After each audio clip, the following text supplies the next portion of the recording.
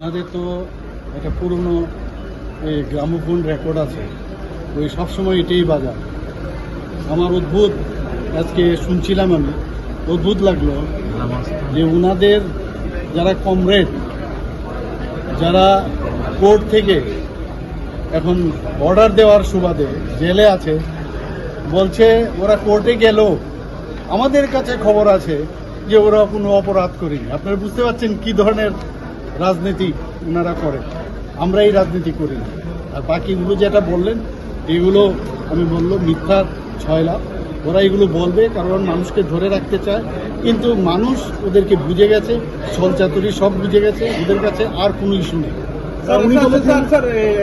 কংগ্রেস আরেকটা প্রশ্ন করেছেন, উনি জানেন যে বিজেপি সরকারের রাজ্যে 7 বছর পূর্ণ হতে চলছে, তো বিভিন্ন ফ্লেক্সে বলা হচ্ছে যে 2 বছর ভর্তি, এটা নিয়ে উনি কনফিউশনে আছেন। আজকে সাংবাদিক সম্মেলন করে বলেন এনার আগে বুঝতে হবে দ্বিতীয় বর্ষের 2 বছরের পূর্তি, এটা তো বুঝতে হবে।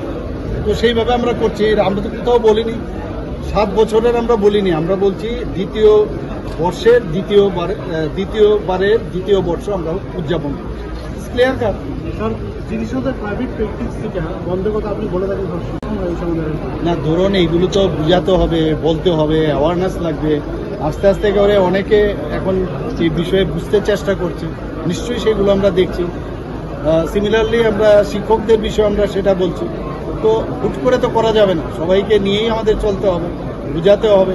তো তার জন্য আমাদেরও কিছু আর্থিকভাবে, যেখানে কারণ প্রাইভেট করছে কেন, নিশ্চয়ই একটা আর্থিক বিষয় থাকে বা অন্য বিষয়ও থাকতে পারে। সবকটা মাথায় রেখে আমরা একটা প্ল্যানিং করব, সেইভাবে আমরা আস্তে আস্তে করে এগুলো আমরা চেষ্টা করব।